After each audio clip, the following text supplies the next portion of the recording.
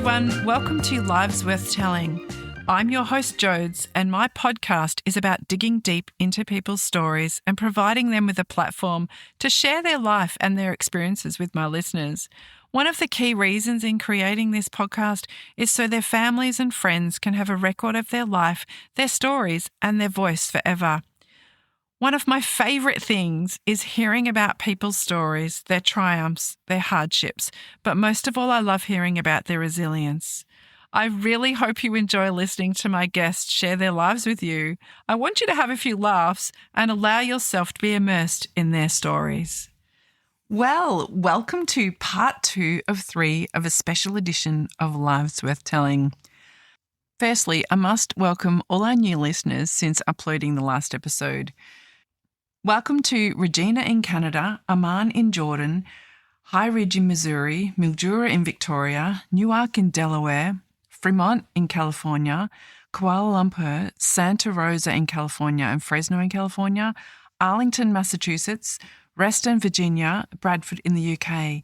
And we also have Winnipeg in Manitoba, Kitchener, Ontario, Rio Grande do Norte in Brazil, Berry in the UK, Paignton in Torbay, and Waterloo in Ontario. Oh my goodness, what a list. It still blows my mind that new listeners come into my stats every day. So life has been a bit busy for me, but listening to all the episodes from season 2 has brought me lots of joy and laughs as I choose my best bits to include in today's episode. It does take some time, but it's such a great snapshot of all the amazing chats I've had over season 2. So we kicked off season 2 with Beck in episode 1.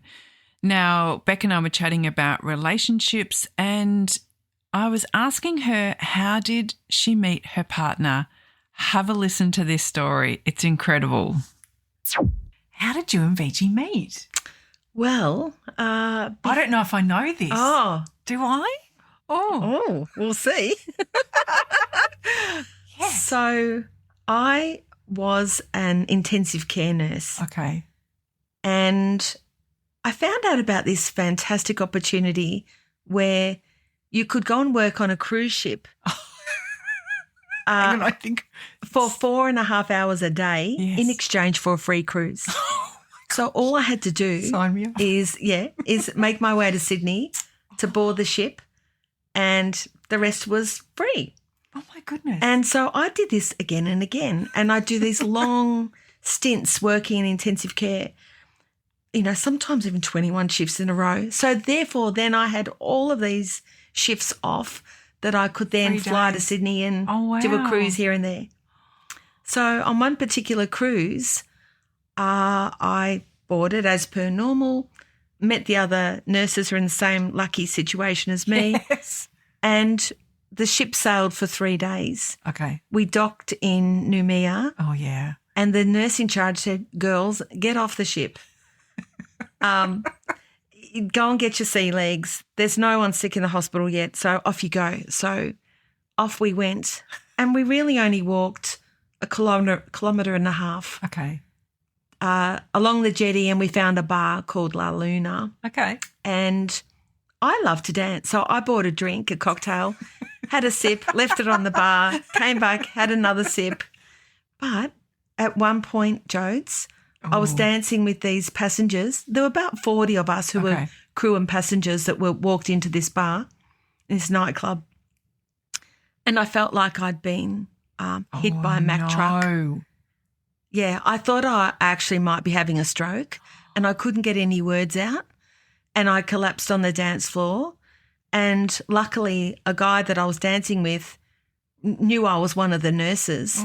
So he and his mates carried me a kilometre and a half back to the ship, and I woke up in my own intensive care Oh, my gosh. the next day as the ship by then was sailing again. Yeah. Oh, wow. So I could still be there. Heavens. I don't know who did it, what their intentions were to render me unconscious, but how long are you talking ago? That was a long time ago. that was in the year 2000. Yeah. Mm. Gee. Mm. Happened Yeah. back then. Yeah. So I had a heart rate of 32. I think I was about 32 degrees as well. Oh, my goodness. So it was cold. My heart was so slow and I was profoundly unconscious for a good day. Yeah. And they never found out what it was, like with blood tests or anything? No, Probably it's not- really not a hard when you're on chance to do ship it. to Yeah. analyse stuff. I had True. a urine sample, but the cleaner in my room thought it looked messy, so got rid of it. Gosh. So I don't know, but I remember waking up in ICU getting such a fright, and the ship's captain came to see me, and I thought, oh, my God, what have I done? What's happened? Oh, no, I'm going to have to walk the plank or get disembarked to the next island. Yes. I can't explain any of this. And he stood at the end of the bed and with his captain-like beard and said, I'm so sorry. I should have told all of you to steer clear of that bar. Oh. You're the fourth person, Beck, that's become unconscious this year. So from now on there will be a ban, a total ban for everyone to go there. Oh, my goodness. Yeah. So Wow. then I started to realise, no, that's right. I had only had one drink. So How I've never scary. left a drink unattended No. since then. No. So then the next person to come and visit me in intensive hello. care was a bit cute. Oh, hello, Mr. Beach. Yes. Enters the room. Yep, Handsome man enters. that's right. And so Oh. I thought, oh, well, you're pretty cute, and I guess you've rescued me at sea, so perhaps the law of the seas, you've got to get married to your rescuer. Not marrying the captor. This is marrying the rescuer. Yeah, so we did. Oh, wow. Yeah. So he was a passenger on He was the a ship. passenger. Yeah. He was part of a group he was of one of the 7. people. Oh. And he had made all of his friends sad face key rings. They were called the Lonely Guys because they'd all just become single, Oh, my gosh. all splitting from girlfriends and fiancés and wives. Oh. And so the Lonely Guys was formed and they decided God's to sake. go on a cruise. Oh, for God's sake. And then he found you. Yeah. Gosh, I loved hearing that story and also chatting with Beck. I also want to acknowledge the incredible work she does as a paramedic in Victoria, and her job is incredibly challenging but also incredibly rewarding. So thank you, Beck. In episode 2, we meet Elisha. Now, when I asked Elisha about her career and where it has taken her, she shared how incredibly burnt out she had become in her early childhood career. What I love most about this story is how she pivoted and chose something so incredibly different compared to what she has been used to doing. Take a listen to this.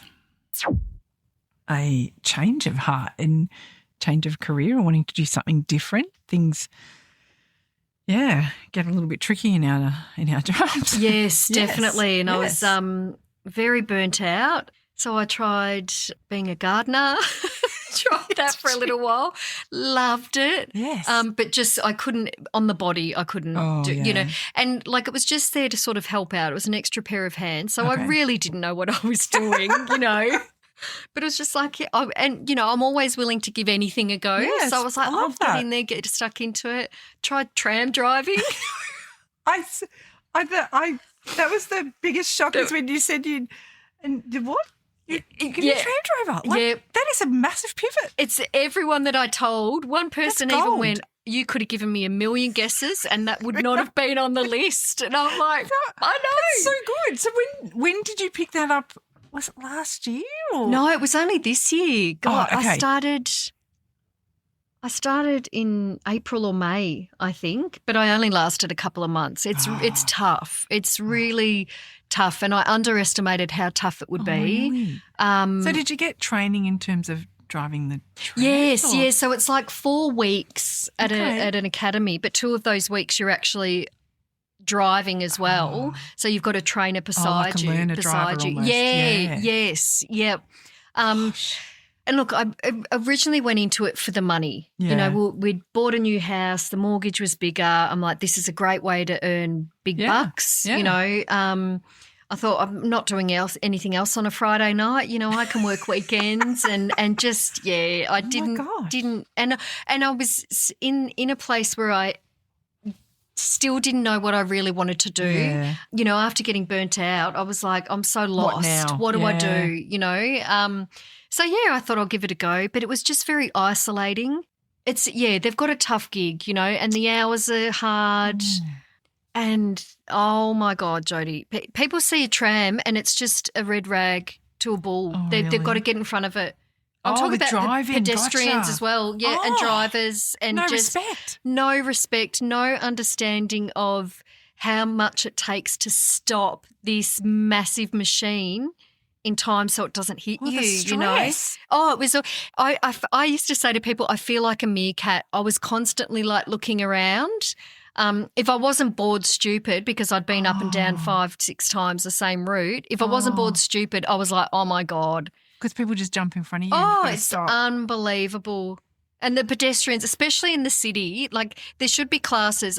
I think there should be classes for people. Anyone that works in the city, you need to know how to be around trams. Yeah. People would get off your tram and then want to cross the road and walk in front of you. It's my like, God. you've just been on my effing tram. Like, Yeah, how do for you sure. not remember that I'm here? You know, I'm about to take off. You need to give way because I've You got wait there. yeah, because Oh, I've my got, you know, goodness. a stop down the road with 50 people on it that are grumpy because I'm stuck in traffic. Because you want to cross the road. Yeah, because you want to cross Oh the my road God. and you think I've you're never really entitled thought about to. it. Yeah, oh, it was such an eye opener. It really was. What would used to get me is the pedestrians that would walk in front and give you like the thank you wave. Oh, yeah. I'm not actually giving way. You haven't given me a choice. I'm not doing this because I want to. That's you know. gold. Oh, Oh, my God, Elisha. That's, well, yeah, eye opener, I guess, in your respect for tram. absolutely a big. How long yeah. do people stay in the job? Did There it- was people that have been there 20, 30 Oh. years. God, their nerves would be frayed by Well, then. you know, no, I think they become complacent. Oh, fair enough. And Just I run the people over. I actually got to the point, and I was only a couple of Jeepers. months in, where I was like, if I hit you, it's on you. well, you know, yes. I'm not taking blood pressure tablets because you're an idiot. You know, like this was more people in cars. You know, Yes, like not, yes. but yeah, just ridiculous. Oh, and Wow. you can, and it, yeah, I've got a bigger respect for people in public transport because they've got a pretty shitty job and they're not appreciated, you know. So yeah, Oh, wow. yeah, and I was just like, this isn't for me. I can't do this. No. I haven't got what it takes. Gave that a shot. Yeah, and look, it was. Oh my God, I was so far out of my comfort zone. Like, I'm not a city girl. I couldn't tell you where anything was. And here I was driving in the city every day. You know, it was just incredible. Oh my gosh, that's gold. Yep. Yeah, what streets are? I don't know. Well, I don't know. Just get on. I might go there. I might not. You know? That's brilliant. At least there's a track. You know. Exactly. Yeah, but there's still, you've got to check your points because you could go one way instead of the other. shivers. It used to be like, hang on, am I going left? But That's there was gold. announcements on the tram. He was my best friend. Oh. Though that voice, I always Oh. wanted to find out what his name was. He helped you through a tough did. time.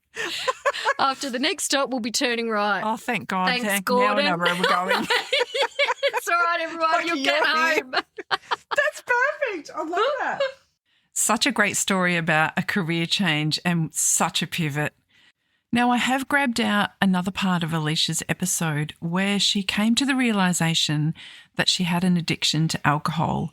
I regret that I didn't give up drinking sooner than I did. Stop drinking. So Oh, no more none at drinking. all. Yeah. Yes. Yep. So How long ago? just over a year. So a concerted effort to stop. Yes.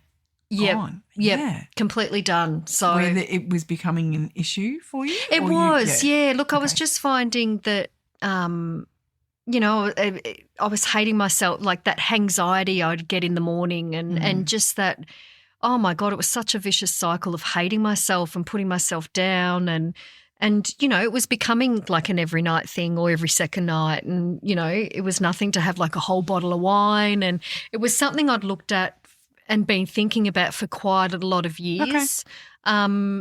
So, yeah, probably I wish I had have done it sooner. Did you feel better for but- it? Yeah. Yes. Yeah. Yep. Yeah, it's interesting. And I think sometimes during COVID that became an issue for some people too. Yeah, I don't know if it did Lots for of things me. kind of came out during COVID. I mean, I know a lot of people said, they'd sort of drank heavily, but I think I was doing it before COVID, if I'm honest. Probably not as frequently, but definitely, it was never, I'll just have a glass. It was always, there More goes than. the bottle. Yeah. So had you taken it was to a certain day or time where you thought, no, I'm going to stop from that day? Was it a self-started to stop the alcohol? Yeah, well, I'd gone to the doctor and I'd spoken about it a lot with the doctor, and so I took the tablets and everything. And I remember coming out of the doctor's surgery and thinking, I'm going to the bottle shop. I'm going to have one last night.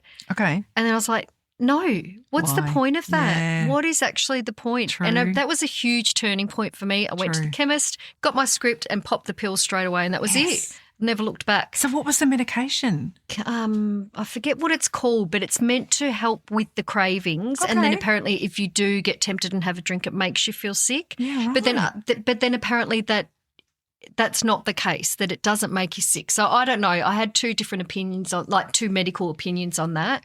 But it was to help stop the cravings. Okay. And did you take that for some time, or is it I think just it was initially? about 6 months, 6 a day for about 6 months, and then you slowly, gradually wean off it.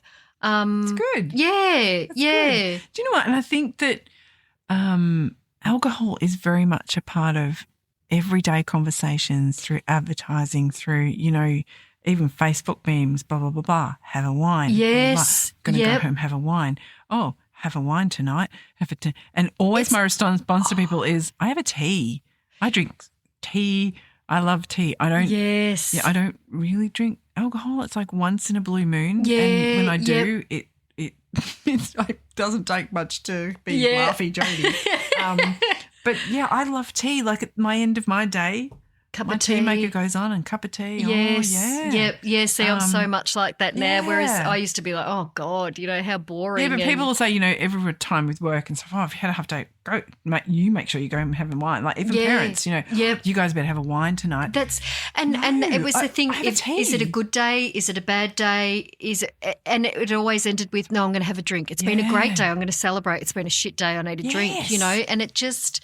Yeah. It becomes a real problem. Definitely. Not for everyone, but probably for everyone, but they just haven't acknowledged it, yeah, maybe. I don't know. Yeah. But I talked about it a lot with my psychologist, and it became a thing for me because growing up with mum's addiction, I was like, oh my God, this is happening to my girls. I don't want this for my girls, Like I was never an aggressive drunk or things like that. But I'll be honest, there were times when I'd wake up in the morning and go, I don't remember going to bed. Yeah. And I've got my child in bed next to me. And I thought, my God, if the house caught on fire, that's not who I want to be. So it was going against my morals and my values. And, my psychologist was amazing and she supported me through that. That's so good. Yeah, yep. So it's been 12 months. Yes, yep. That's awesome. Over 12 months, 13 months now, I think. That's awesome. And you never look back.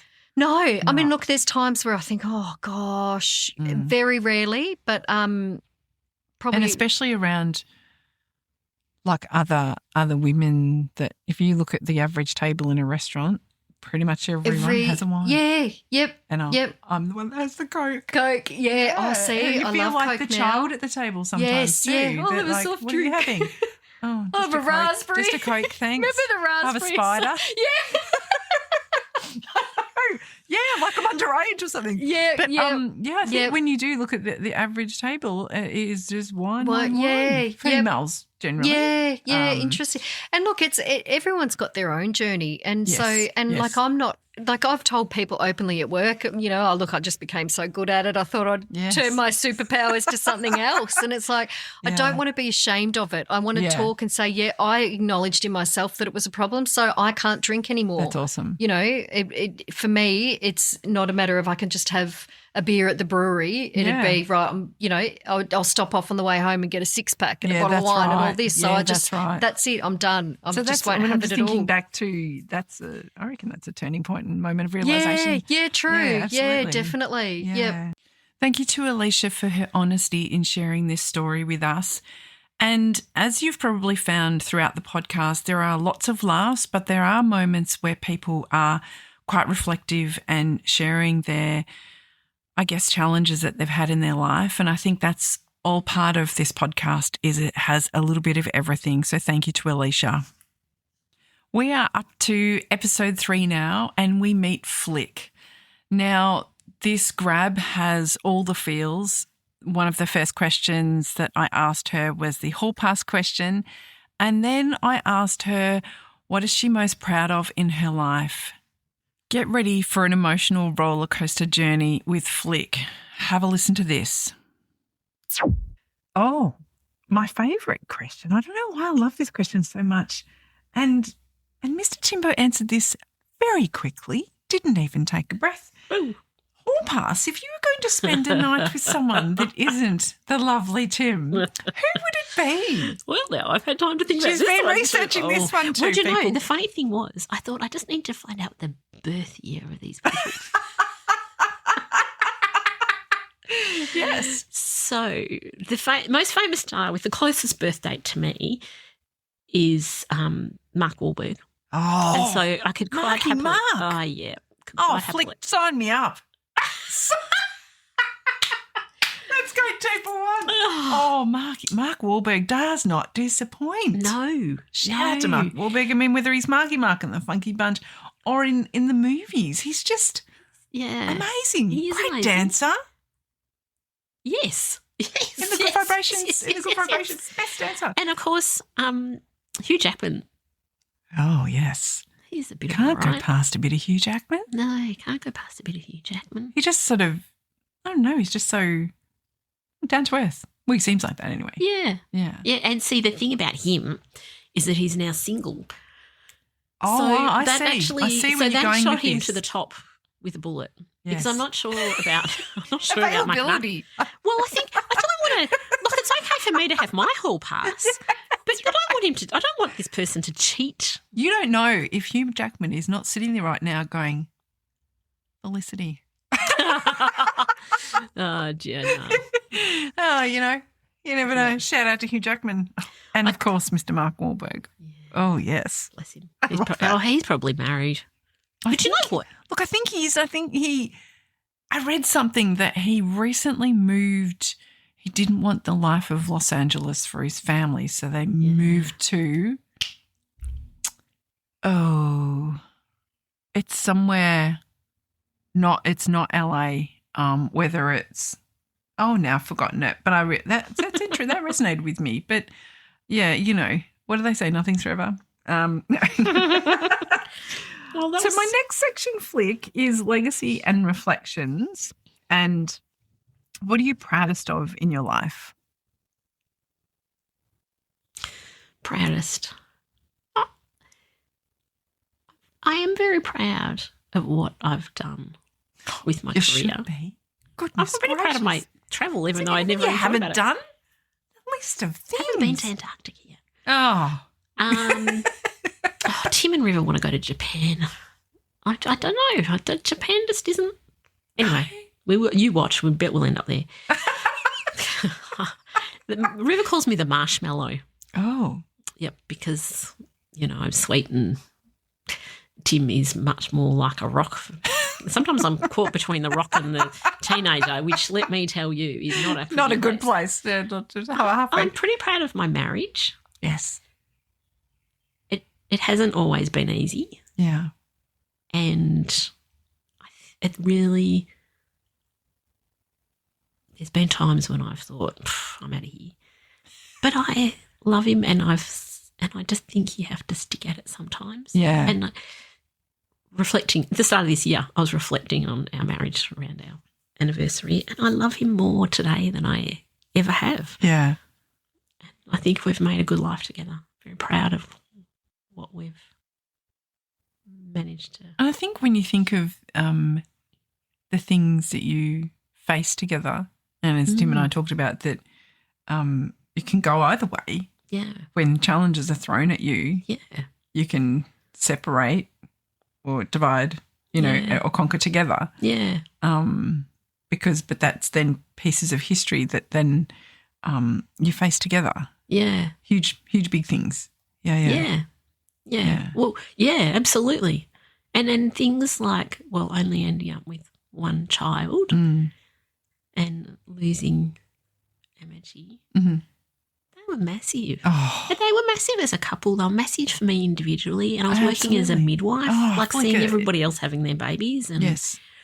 um, Really challenging. And that can, because I mean, when you see, I mean, I think of, for some reason, this one pops to mind is Sophie Delizio when the car hit that childcare centre and that the parents, when she was going through all the treatment, it was incredibly challenging. They separated. And I remember looking at the time thinking, oh, how is that? This is a time where you've got to come together because this is really hard. And I couldn't get my head around. I remember reading that. It was a long time ago now. I think Sophie Delizio is pregnant right now. But it's difficult because you cope with those kind of heartaches differently. Yeah, of course. And it's hard to see it from the other person's perspective. Yeah, you're going to deal with it differently even though it's happening to both of you and affects both of you.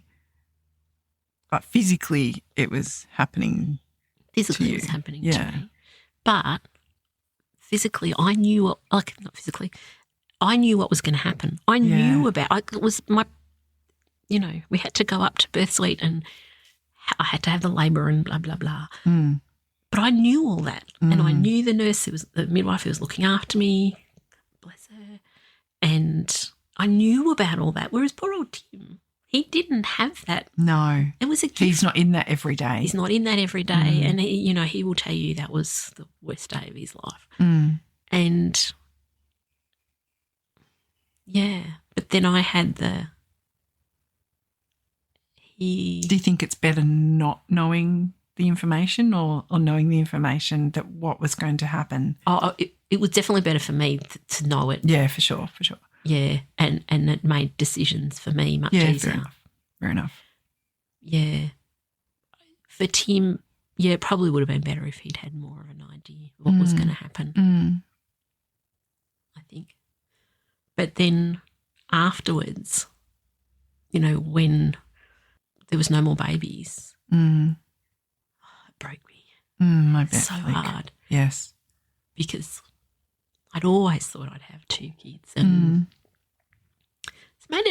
it's made me as a midwife and a maternal and child health nurse much more kind of sympathetic and understanding to people who've had trouble getting pregnant or people who want more kids. Yes. Yeah. I find it very difficult coping with people who've lost a baby. Yeah. Because I know how painful it is. Yeah. And do you share, in your role now, do you share that you have had that loss? It's very hard. It would be very hard not to. To protect yourself sometimes. Yeah, to not say relatively anything. recently I did, because I got given a rose. Anita chose the rose wow. from my work colleagues. They gave me a rose, which is in our front garden. And I had a client. Oh, a plant. Yes. A plant. Sorry. A plant. Not Yeah, a a plant. yes, A plant. gotcha. Rose bush. Sorry. I had a client who she'd had a miscarriage and then basically a year later had this baby. And she was struggling with the loss of that baby, but then there was a new baby. There was these 2 parts of her at war. And so we talked about that. And I talked about my rose and actually sent her a text photo of it. And she said to me later that, that people hadn't really understood and they'd go, oh, now you've got a new baby. Yeah. Yes, but I lost a baby. Yes. And it's painful. So significant. Yeah. But that for people then that it comes from that place of just not understanding. Where people go, well, you lost one, you got one now. What's the fuss? What's the fuss? It comes from a place of not understanding. Yeah. And people say, you didn't even know them. Yeah. You didn't know them, but you knew all of what that meant to you and what your plans for that child and all the feelings. Oh, absolutely. And for me, I'd been sick during that early pregnancy and Tim didn't want to do that again. because I'd been off work for like 8 weeks. Oh, gee. And it was a lot. And then... But so it's just a miscarriage. You just go have a miscarriage and let someone rip your heart out. Yeah, absolutely. But then, like Tim explained, you know, he goes to work. He wasn't labouring women in birthing suites or anything like that. You go back to work, you're right in the mix. Yeah. Where you don't really want to be right now. Like, nope. And I ended up having, like, around the due date, Amity's due date, I ended up having a couple of weeks off work then because I just too much. I couldn't. Yeah, too much work. Yeah, it was too much. Look, I don't know. And I wish 1,000 times over that we were in contact way back when. I really do. Incredible stuff that you've been through. You know, lots of things that you've had to face that you haven't chosen that. No. That's what I mean. That but nobody life chooses. chooses some things for you, and sometimes you choose things. You chose to study nursing, you know. Yep. But life's given you some other things. I would like to thank Flick for not only sharing her personal story, but such a heartbreaking story too. She's such an engaging and warm person, and despite everything she has been through, she is a person that always seems to be able to lift other people's spirits. So thank you, Flick. Next up, we have Chris from episode 4. Now, I've grabbed 3 parts for this episode. My first question was when we talked about how did she meet her partner. The next one was the dinner table question and who would you have at your dinner table. And the last one is the hall pass question. I hope you laugh along with us because I found this incredibly funny and so enjoyable chatting with Chris. Check this out. Your lovely partner, how did you meet?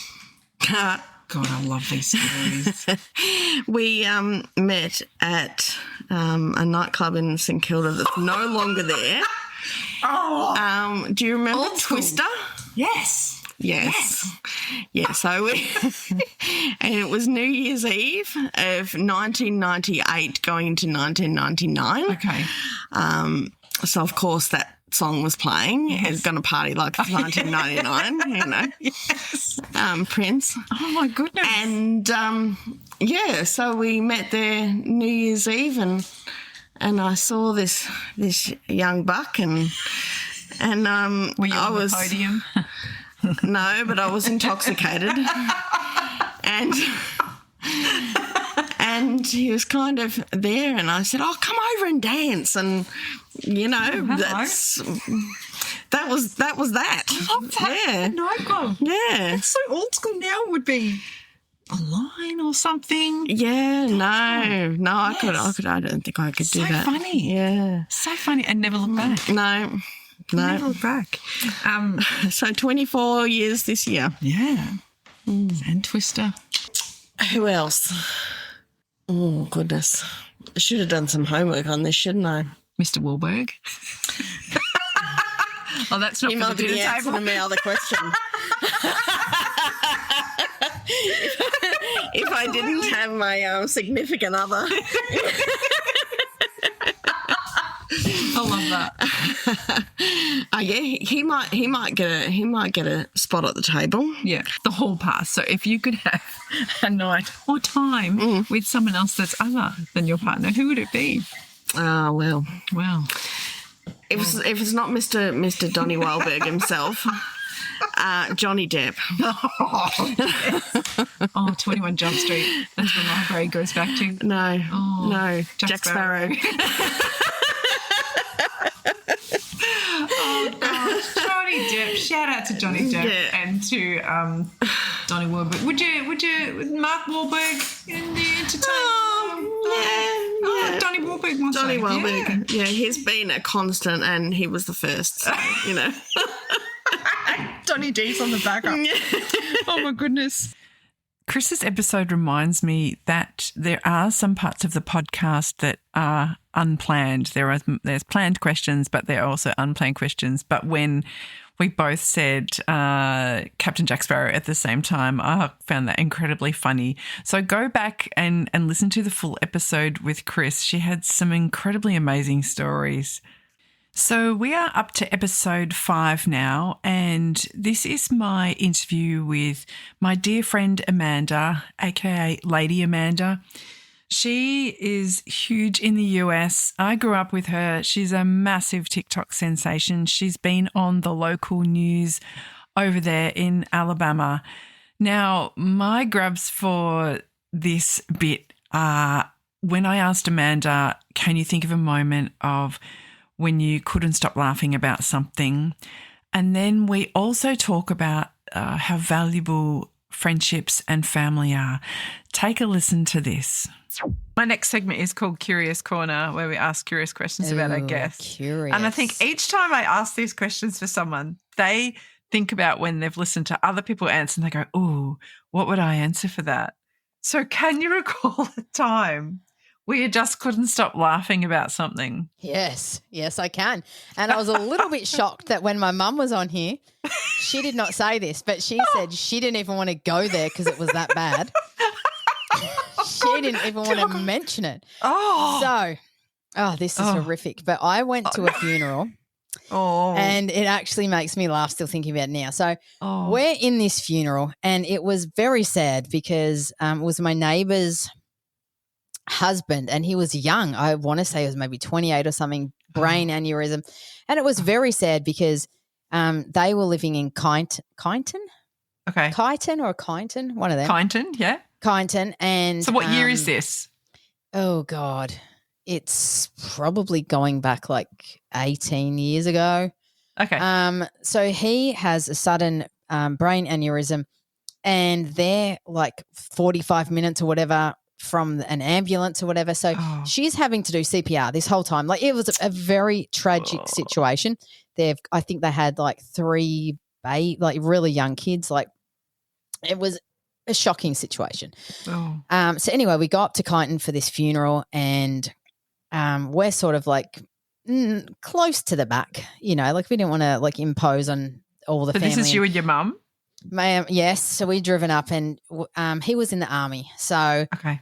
The row right behind us is like just a row of people in uniform, you know, and we're right in front.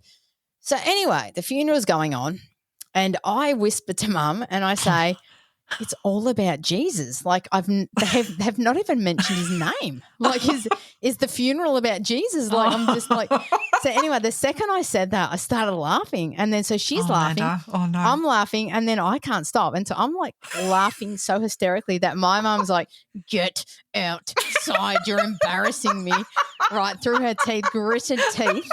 And I am like literally laughing so hard. I have tears streaming down my face. So I have to leave because she's like, get out. So I'm walking out and as I'm walking, the row of army people are patting me on the back like, oh, it's going to be okay. Like thinking I'm hysterically crying because the tears were rolling down my face. My body is heaving.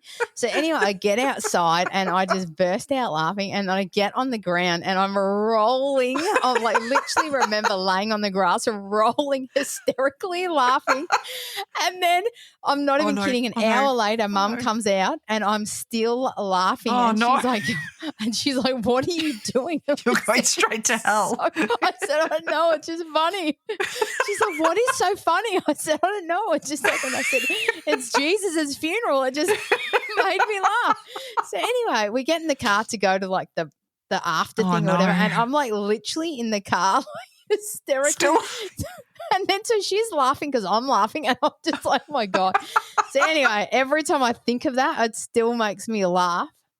Horrific. She had mentioned that maybe Diana and Judy had laughed at a funeral when they were kids. Yeah, and what Mum didn't say, which I'll gladly say, was that it was their mother's funeral and they're all standing around the gravesite laughing, hysterically laughing, and Mum is like, stop it, like the same thing, like stop it. And the priest is thinking that they're hysterically crying and is like, oh, you know, yeah, I know she's going to be missed, like, you know. And my mum's like thinking they're not crying, they're laughing at their mother's like body going into the ground. Because I just don't know. Oh, that's So it must be genetic. But I also remember laughing, and this is going to be bad to say, but at Shelford, Oh. what was her name? Blonde hair. We're in science class, and she fainted, and I am in with, what was that perfectly pointed pencil? Oh, are you talking about Mrs. Semple? It's Mrs. Semple. little- I am laughing as she faints. Fiona something or other. Oh, I can't think of her name, but Fiona, Oh. tall, blonde bob. And the teacher was just like, get out.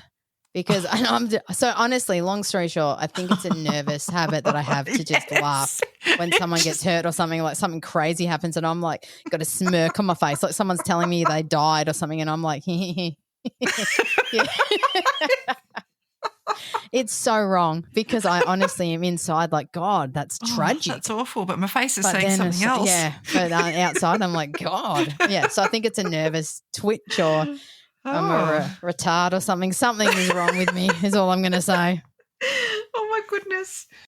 So moving on to family and friendships, and, this is, describe your friendships and how valuable they are to you. Just incredible people I think you are surrounded by. as this is a theme on your show, Yes. the Jodes show, I think the that is the one thing I've taken away from yours is how priceless friendships are.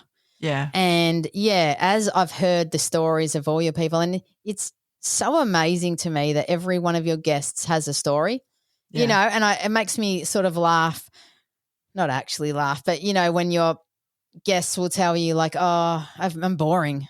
And There's then nothing it gets interesting into it about and like, me. yeah, my brother died. My husband turned out to be gay. Like know. every person has such a unique sure. story, and it just like everyone has a story. But yeah, Absolutely. the theme of the moral of the story is that every person had such a great network of friends. Yeah. And I think that is also true for me. Like I don't even know how it would have lasted. Well, I mean, obviously I would have survived because I'm a survivor, and as I said, I'm not going to let one person ruin my entire life. You know what I mean? Right. Like out of all the 8 billion people in the world, 7 billion, whatever, they're one person. You know what I mean? Like exactly. Like yes, times were hard, but I knew I was going to survive it type thing.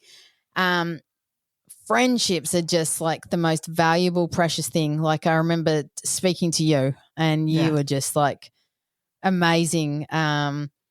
David, my uncle, has literally called me every single day. Oh. Literally. I'm not even kidding. The second that he went back to Australia, every day.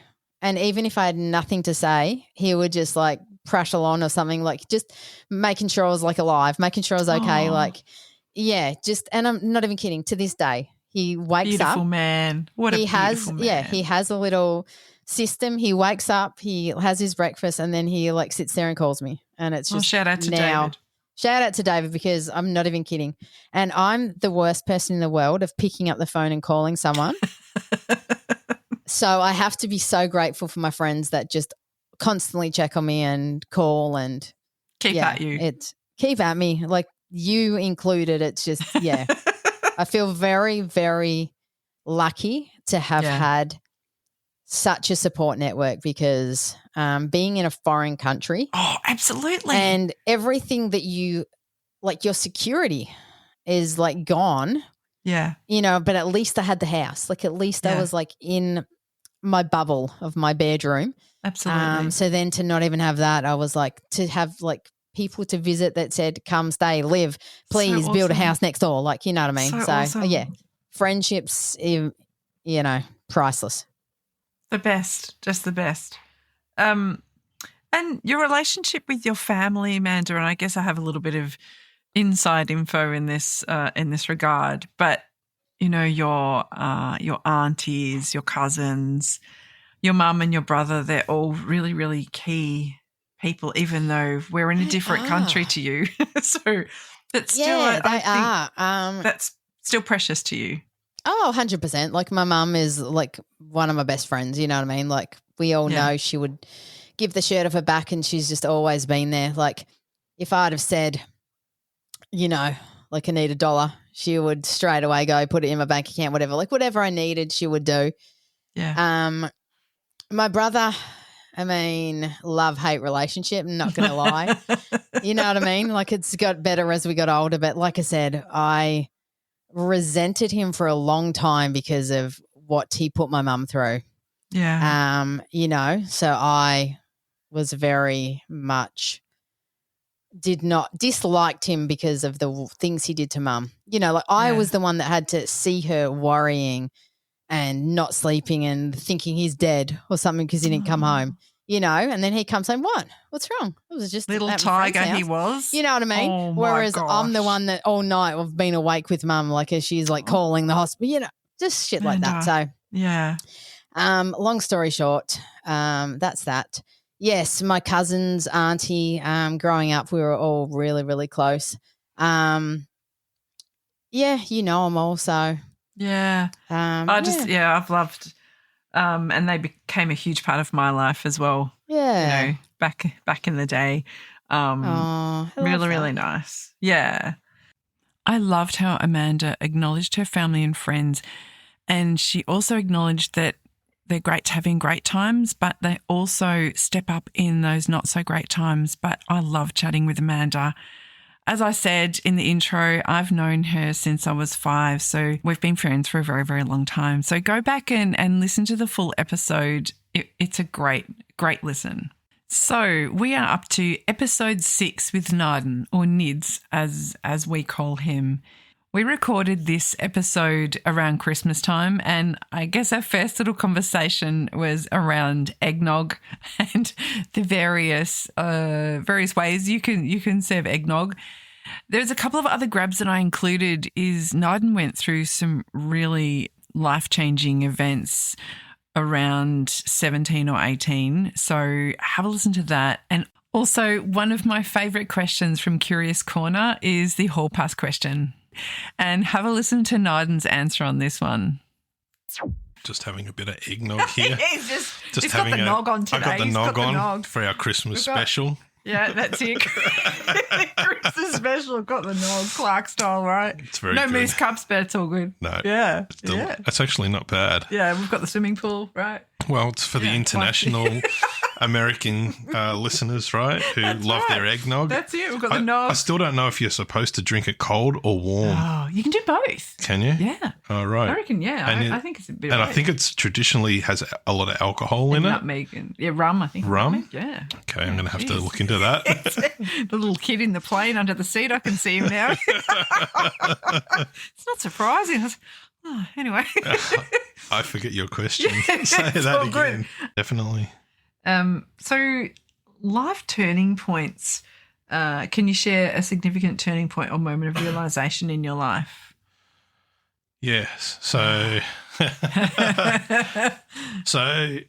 I was coming into doing VCE, so mum got sick, got cancer, ovarian cancer. Mm-hmm. So that came on really quickly. Jeez. And that was pretty hard through school, and that was hard to focus at school as well. I think that may be the reason why I didn't do so well as well. Absolutely. But she got sick, and that came and really quick, and then she passed away in 95. Yeah. Same year I was finishing year 12. Yeah. So that was hard, and then Dad didn't take it well at all, and he started drinking really bad. So pretty much he sort of couldn't stay on track with work or any of that sort of stuff. And, he hit the bottle really hard. And, that pretty much he got bad liver disease and that pretty much he went a year later. So Jeez. That was almost a year later. So that was a pretty big time. Oh yeah, like to lose both of your folks. In a short and amount of time. I was only 18, so 19, and brother was 3 years younger than that. So that was pretty hard to deal with. Luckily we had one of my uncles helped us out. Yeah. So just with pretty much everything. Yeah, so that was really good that we had somebody that could step up, because I don't think he really knew half the extent of what was going on, because they weren't really close as far as that goes. And he was such a businessman that he himself had so much going on. So, but yeah, they were sort of pretty much in shock then that all this had gone down. And so did you stay in your own house then, or did you? Yeah, so we were in that was when we were in Ringwood after we were at Patterson Lakes. Okay. So after that all happened, he kind of stepped in and helped us get out of that environment, because it was pretty bad there. So we bought a house up here in Wanturna. Yep. And fresh start. Yeah. So you and your brother. Yeah. Me and brother. So that's pretty much where we moved to. And I've been here ever since then. Yeah. So he and I sort of lived together for a couple of years. We're chalk and cheese. We don't always see eye to eye on a lot of things. We didn't even back then. Okay. But he was pretty young as well. So I reckon. Yeah. So he continued to go to school from Yeah, so I drove. I got my license early. Oh, yes. In 94, when I was in year 11. And I pretty much got like an exempt to drive, and I drove him to and from school each day from Ringwood. So it was like an hour drive. Did he go to Hayley as well? Yeah, he went to Hayley as well. Okay. So and then we both finished there. So so that was a bit of a jeez. And with ovarian cancer though, Nids too, is by the time someone has symptoms, it's really far gone. Yeah. It's one of those hidden cancers where it when someone discovers it, it's it was almost a done too deal. late. She got a hysterectomy and got all that How old taken was she? out. So she was 47. Jeez. Yeah. Oh, mate, so I've outlived her. Yeah. So, yeah. And your dad then, how old was he? He was 51. Gee whiz. So I had to look up this information because a lot of this shit I try to, I don't dwell too much on it. So, of course. Yeah. But that's a pretty significant thing to lose both of your folks at that point in your life as well. Yeah. As a teenager. Look, I wasn't prepared to, like I was still a kid, right? Yeah, of course, yeah. I pretty much had to learn how everything works, how to adult straight up. How to adult straight up, pay bills and, get utility bills and all that. It all kept flowing. So you had to deal with that. But, so. But even, I guess, seeing your dad not coping with the situation, and you probably weren't coping yourself. Yeah. And him trying to be the dad and cope with. He was self-destructing after that. He was sort of on the down. We used to try and stop him from drinking. I used to pour bottles of vodka down the sink to try and stop it, but it didn't stop him. So he'd get in the car drunk, go up to the bottle, get another bottle and hide it, under the couch or whatever. And, so, look, I don't feel in any way responsible because there's nothing you could do, especially at that age. Yeah. And who do you go to? So it's sort of, it is what it is. Yeah. So, But I think that I love that you've got fond memories of both of them and your experiences as a kid, as a teenager, and everything you did up until, I guess, your mum became unwell. Like you've had such an awesome life. Yeah. It seems like it's so good. The first half seems like a whole nother time. Yeah. And then the second in its own way is a different time. So it's sort of a split. Yeah. So Yeah, that's big stuff. And I think even when I'd found that out many years ago, it blew my mind because you are one of the happiest, funniest people that I know. And I was like, what? You wouldn't even know any of that stuff. Oh my gosh, you lost both your folks when you were that age. That's huge stuff. But you're like, just like Mr. Happy. You've got to be positive. Yeah. Otherwise, it just gets you. So huge. Yeah. So huge. Oh, now I reckon I could pick your answer to this, but I don't want to put words in your mouth. If you could have a night with someone else that isn't your partner, who would your hall pass be? Oh, geez. I thought you'd answer straight away. I don't know. That's how I've got in my head. I don't know. Oh, my gosh. If I say it, then you'll go, oh, yeah. Celebrity or? Oh, who? Yeah. Like there's one person I reckon you always mention. Do I? Yes. Oh. Pen's dropped. Know. Are we talking about weather person? Yes. I don't mind. I'm partial to a bit of. Well, there's actually two weather persons. Hang on. We're talking two weather persons. Well, yeah. Oh. I don't know. I don't. Well, you're thinking Jane Bunn. I am thinking Jane Bunn. Yes. Well, she's pretty nice. Yeah. And don't mind Lavinia. Lavinia Nixon. Yeah. Rightio. Yeah. So she's been bit of a combo around for a little bit longer, I think. Is that because they tell you like it when you hear it's going to be a nice warm day and you're like, oh, maybe. I love her. I think that's it. Yeah. Giving me the good news. Good news. Yeah. Jane Bunn. I always, whenever I see Jane Bunn, I always think of you. I'm like, oh, I can imagine Nid's watching the weather going, oh, yeah. Yeah. Tell us about the weather, Jane. Perfect. Movies, maybe Jen Aniston. Oh, yeah. She keeps all right, though, doesn't she? 50-something now. She's keeping all right, I reckon. Yeah. She's looking after herself. Again, the theme in my podcast is about people's resilience. And with Nidan losing both his parents within a year of each other at a really crucial time in his life, he hasn't let it beat him. He is always had the ability to laugh. And do yourself a favour and go back and listen to Nidan's episode. It doesn't disappoint. So we are up to episode 7 now. Now, I interviewed my youngest guest, River.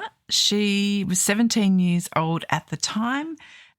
It was really interesting hearing from a young person and what life is like for them living in today's world. She discusses her diagnosis of ADHD and autism and how this affected her schooling. Another question I asked her was, what piece of technology could she do without? So take a listen to this. Yes. An important thing to note about my schooling journey is that I more recently got diagnosed with ADHD and autism. Yes. Which very heavily affected me going into high school. Yeah. Primary school was fairly easy because, fortunately enough, not to brag, but I was a smart kid. Yeah. So it was just, didn't have to really listen that hard. I just picked it up. Yeah, yeah. And then I went to high school, my first high school of 6 or 7. Okay. On my 6th or 7th now. Yes. And year 7 was 2020. So that's when... yes. Oh, it was a good year, wasn't it, River? it was the best fantabulous. for everyone. Yeah, so we went into online learning. And for someone with undiagnosed ADHD at the time, I could not sit at that laptop and just write stuff down. Yeah. I couldn't do it. Yeah. Like, it's not that I was lazy or that I wasn't trying, because I was trying really hard. Yeah. But because I just couldn't sit there and do it. Yeah. I fell really far behind. Okay. So when we got out of the first lockdown, there were so many. yeah, we got out of the first couple lockdowns. I was so far behind in school, which made me feel less. Yeah. Because basically my self-worth had been inadvertently tied to my ability to be really smart. Yeah, yeah. And then I get to year 7 and I'm in the advanced class, so we're doing year 8 math instead. Yeah, okay. And all of these kids, they're so smart. And so they're breezing through it. And I'm just like, I don't understand any of this, because I actually had to listen to what the teacher was saying. Yeah. And I couldn't sit there and do that. Okay. I had to be drawing or like doing something. Yeah. What's one tech gadget or app you couldn't live without? Google. Google. I would absolutely fail school. You crack me up, River. It would take me so much longer to do my homework. I have all these questions that I have to answer for my theatre studies class, and it's like, what year was this published? That year. Yes. Easy peasy. Wrote it down. done. I can't even imagine. I don't know what I did pre-Google. Like, what did I, when I had a question about something, I would be left wondering, I guess. I don't know. Google it's right there. It is. It's instantaneous. I honestly can't tell you how much I enjoyed chatting to River. She is so self-aware and she has honestly got the best sense of humour. I loved chatting with her. I really encourage you to go back and listen to her episode in full. She is such an inspiration and she gives a lot of insight into what young people are dealing with today. So we are up to episode 8. We meet Hayley. She is 36 weeks pregnant.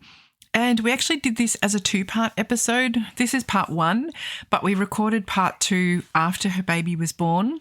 Really, just a keepsake so Hayley's little one can hear about her mum's life, her pregnancy, and what life was like before she was born. So my favourite sections of this episode was when I asked her, was there a time where she couldn't stop laughing about something? The other grab I used was her legacy and reflections around what her life is like now. Take a listen.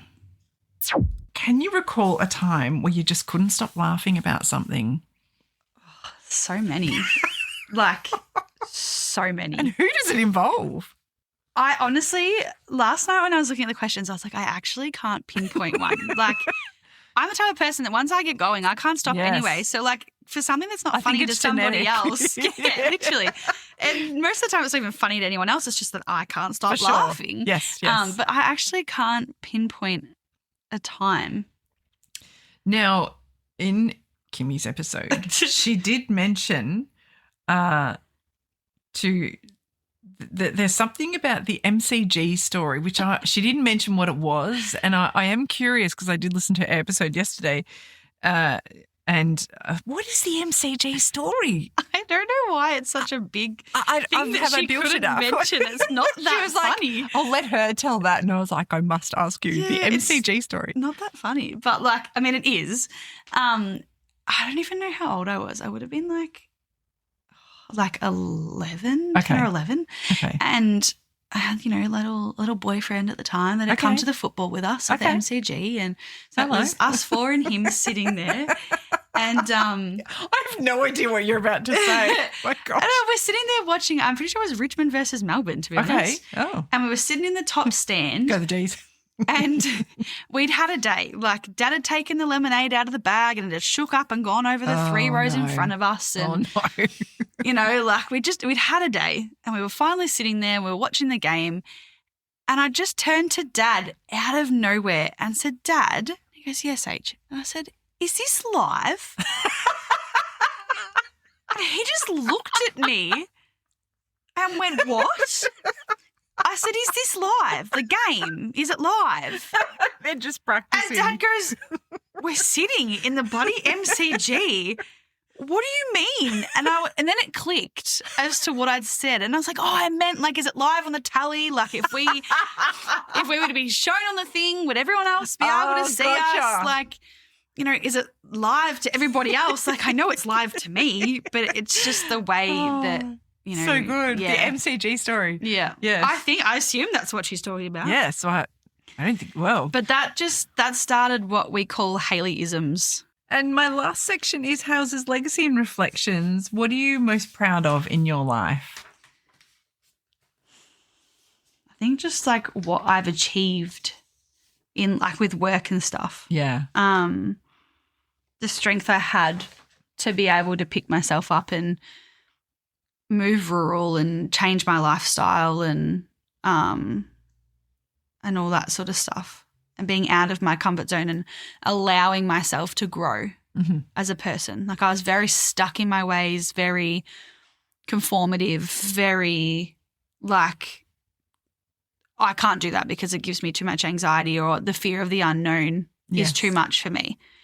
And Ryan helped massively with that. You're not going to grow as a person if you don't put yourself out of your comfort zone. So I'm really proud of myself for the last 2 years of where I was and where I am now. Perfect. Yeah, I never would have thought I'd be where I am today. Let's be honest. Is there anything you regret? think just letting life and anxieties control me for so long. Like, I mean, don't get me wrong, I still do it now. You know, the fear of the unknown is still scary, obviously. Yeah. But for so many years, I didn't do things, or I said no to things, and I didn't enjoy as much of like my, you know, your fresh 18, 19, 20, like, because I was just so anxious all the time. Like, oh, I can't go out. Oh, I don't want to do that. Or I'm out of my comfort zone. I'm not going to do it. And so many opportunities I passed up and things that I didn't go to or things that I didn't do that I look back on now and go, well, why not? Yeah, I know. Like, why didn't you just, like, now I'd be like, bugger it, let's go. Yeah, yeah. You know, within reason. But yeah, I think letting those control me and consume me for so long, life would have been so different. At the same time, like, I'm kind of, it's not a regret because, like, I wouldn't be where I am today either if I was more outgoing. And so you have to move through those the processes to end up where you are now in terms of the mindset, decisions and approaches that what you're doing now with your work and life and having a baby. Yes, Hales, my gosh, now you can relax. It's over. The best part's yet to come. That's in 4 weeks. Yeah, well, exactly. Thank you so much. This is something that this would be amazing. And what I will do is when we record the second part, then I will put all this onto a USB and your little Missy Moo, she will be able to listen to this in the future and listen to her mum and go, oh my God, Mum, you sound so young. What a dog. All you did was ramble. Oh, so good. And as I say, I cannot wait to upload this bad boy. So, Hals, thank you for joining me today, and we wish you all the very best. And as I say to Kimmy, all I need is 10 minutes notice and we will be on our way to rip up to Benalla. So we're welcome anytime. Oh, we wish you all the best. Thank you for thinking of me and having me on. Good. So good. Thank you. Thank you. See ya. So Hayley and Ryan's daughter is now 6 months old and she's doing so well. And not to forget Kimmy, friend of the show, who is a very proud grandparent along with her husband Brett. So congratulations to all. Okay, this brings us to episode 9 and 10. And we meet the host of Lives Worth Telling, which is me. Now, Tim from episode 3 in season 1 interviews me. He did such an incredible job being host, and it was actually really interesting being on the other side of the desk. The grabs I have included are the intro. I think he did a really, really good intro to episode 9. We also talked about my love of concerts, also life's turning points for me and how they affected my life, I guess, into the future. Take a listen. Hope you enjoy. So we have an extraordinarily special episode of Lives Worth Telling today. You do not have to adjust your podcast speed. It's not going at 0.5. I am Tim, a guest host for the episode. You can hear me in episode 2 for those who is season 1 for those who haven't heard me. Very funny. I suggest you go back and listen. But today the shoe is on the other foot because I am actually interviewing the host of Lives Worth Telling, Jodes. Jodes, it's great to welcome you to your podcast. Oh. I'm on the other side. This feels really weird. And that was a great episode. Do listen to episode 2. It was hilarious. Highly recommend. We thought we were really funny. Yeah. Oh, my gosh. Now I know what it feels like. How are the nerves, Jodes? Oh, sweating. Is it hot in here? I don't know. Oh, this is weird. Oh, control freaks on the other side of the desk. To the folks listening, you should have heard Jodes' panic when I mentioned that I was running 15 minutes early to do the podcast this morning. Shout out to a good friend, Dom, who is also just as punctual as I am. So freaking out when I thought I had a half-hour buffer with cousin Tim. Not slowing down in that space, I've got to tell you. I'm actually speeding up. because they're all touring. Actually, we could have gone to a few more, but where do you draw the line? Just for the listeners, we went to see Pearl Jam, and Jodes and Ads were at the same concert, and we were pretty buggered by the end of Pearl Jam. And Jodes texted me the next day and said, "Okay, off to a festival at Werribee now." Oh my God! I'm just recovering from the one last night. I was very tired. That next day. Dear might have nodded off during Wolf Mother in the camp chair, but anyway. Yes, I did hear about that. No offence to them. I did hear about that. So Wolf Mother, a power rock band, probably their most known song would be The Joker and the Thief. And a little birdie called Ads told me that you fell asleep while they played that song. I know, and the best thing I think was that they were videoing the crowd at the time and I was asleep in a chair. I was so tired from the night before. Oh, not getting any younger. That is extraordinary. Oh, hey, yeah. Everyone's up the front with their arms in the air and Jodes is... Yeah, that's it. I'll tell you, riveting entertainment for my next trick. Yeah.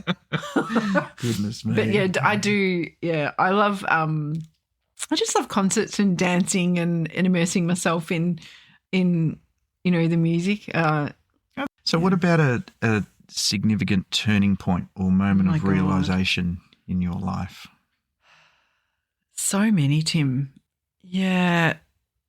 Meeting a few things. A significant turning point, I guess, was when my dad passed away, and him and my stepmom Myrna had just separated maybe 2 years prior, which they'd been married for 25 years, and my dad had an affair with this.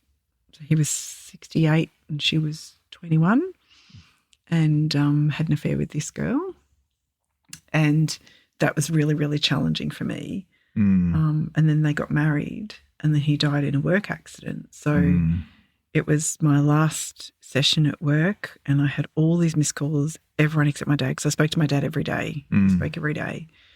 And that's how much he loved his grandkids, because it turned from, once the girls were born, he used to ring me, "How you going, mate?"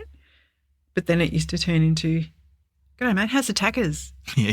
What about me? Yeah, that's right. Yeah, it became about, he just loved my girls so much, so much. How's the tackers? Loved everything that they did.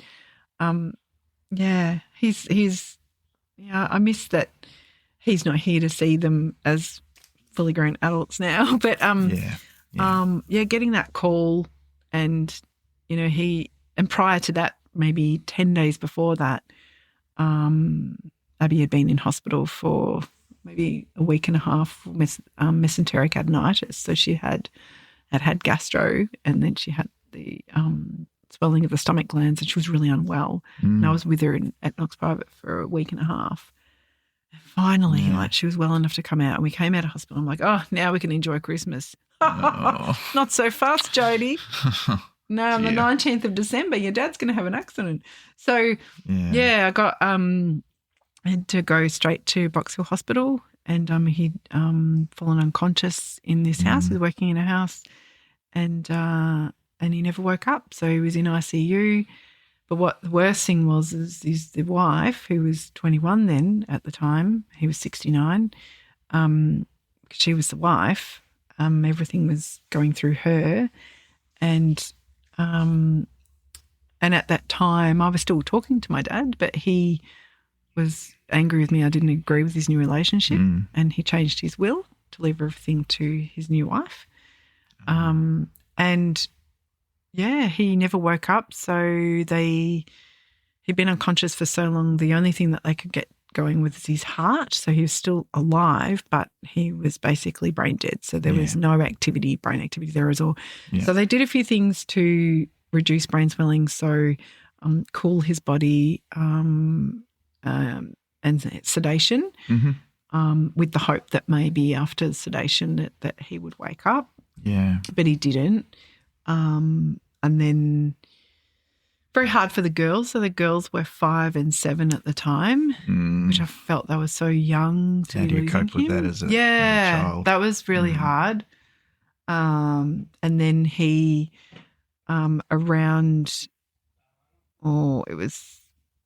he was accident was the 19th of December, and then on the 24th of December we took the girls in to say goodbye. So we had a meeting with the doctors and said that his condition hasn't changed, and they were going to extubate the patient and take the tube out and turn everything off. And so we took the girls in to say goodbye, and then the doctor says to us, "Oh, look, Dad's condition hasn't changed. We need to speak to you about something." And I said, "Oh, like what's it about?" And they said, "We actually have been holding the tube in longer because his wife has gone to the Supreme Court to get permission to get sperm out of him." What? And I was like, I lost my nana. I went bananas. I was so angry because he was getting infections, like he was getting chest infections and stuff, and they were sort of saying his condition hasn't changed. Why is it still – he would have hated anyone to see him like that, you know.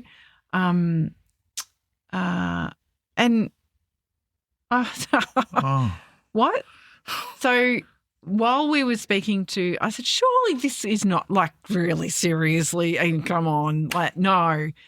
So while we were in the room, he left the room, he'd got a call, he came back and he said, "I've just heard from the courts, they're not even going to hear her case because there's no written permission from your dad." Like I thought, oh, thank goodness.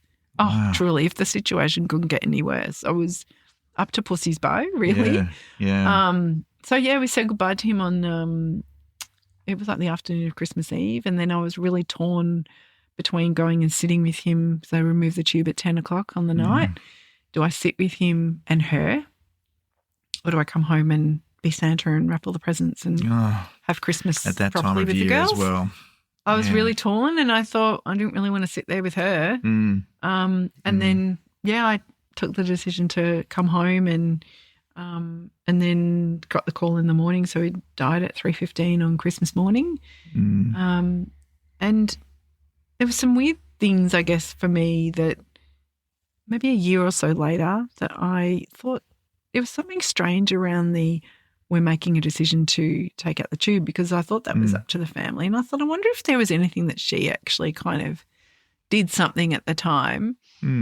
So I requested his medical records through Eastern Health, and they actually had to get her permission. Okay. And then I got his medical records. So she actually wasn't there when he passed away. She'd gone home. She was there when they took the tube out and thought, all right, job's done. I can go home now. Wow. I would have sat there. Anyway, so and then they apparently called her when he'd passed away, because it's all the notes in there that they tried several times to call her, and she eventually came in to sign the papers to say, And I thought, oh, man, I wish I knew that. Yeah, true love. I think that's what we call it. That's right. And then we had a legal battle on our hands, so it was very difficult dealing with, and there had to be an autopsy as well. So I went through the coroner's court as well, which was also very challenging, reading my dad's autopsy. I had no idea what they do in an autopsy, but my mother passed away. So my dad got a call. It was about 2 weeks before Ads and I got married, so it was in the year 2000. My dad got a call from her matron of honour called Doris, and she said that my mother was in hospital, so she had not long to live. So she had a brain tumour, but it was a metastatic from smoking. Like, it was metastatic cancer from several years. So she was really unwell. Yeah. And she wanted to see me. And I thought, what do I do, Tim? We were about to get married. We were actually, funnily enough, we're about to see Leno and Woodley, which is another awesome team. And I've met them both several times because I can't help myself. But that was really, really hard because I didn't know what to do. What would I say to her? She's on death's door. She was very unwell. What am I going to say? And if I struck up a great conversation, it was going to end anyway. But that her passing away and then going to a funeral a week. So did you go and see her, or you No, chose not to? No. Yep. So her funeral was on the Wednesday and our wedding was on the Sunday. Oh. And that was really hard. And then I met her children from her second marriage, Karen and Andrew, and that was just quite a bizarre experience as well. Yeah. That there's other people that are my relatives and meeting them on the day. And I kind of wasn't ready to, it was all too much for me. It was just so much for me. So she'd remarried and had more kids. So she had a boy and a girl. Yeah. So they are 7 and 9 years younger than me. Yeah. But then she ended up, that marriage separated, and then so they stayed with their dad, and they moved away with their dad. Yeah, because she just wasn't capable. There's a pattern she there. went through a lot of clinics, and I think she never really got over leaving me. But I did reconnect with Karen and Andrew many, many, many years later. And one of the strangest things is Karen had said that my mother had moved house so many times, but there was this one bag of things that was just from house to house. She moved like 20-something times. Wow. And no one was ever allowed to look in this bag. And it was all of my baby cards that she'd saved, and she carried them around from house to house. Oh, right. Yeah, yeah. So, her passing away, and I guess then having no option to go back and say, hey, that was gone. Like, that opportunity is gone. I wish that I'd gone back. I wish I'd gone and seen her in hospital. I wish I had. Thank you to Tim for interviewing me for both episodes 9 and 10. He did a fantastic job and enabled me to waffle on for 3 hours, which I actually split it into 2 episodes to make it a bit easier on the listener. So that brings me to the end of Special Edition Part 2. I hope to bring Special Edition Part 3 to you soon. It does take me a bit of time going through all my episodes and grabbing out my favourite parts, and the editing component in post-production is quite lengthy, as you can understand. Thank you to all my listeners all over the world. They just keep on increasing, and thank you to all my guests who appeared in Season 2. So see you next time.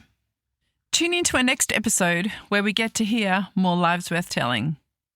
Don't forget to check out and follow us on your socials. And if you love what you hear, please rate and review us on your favourite podcast app. Of course, if you have any questions, you can get in touch with us through the Facebook page or Instagram. If you or a friend or a family member would like to come on the show, please don't hesitate to get in contact with us.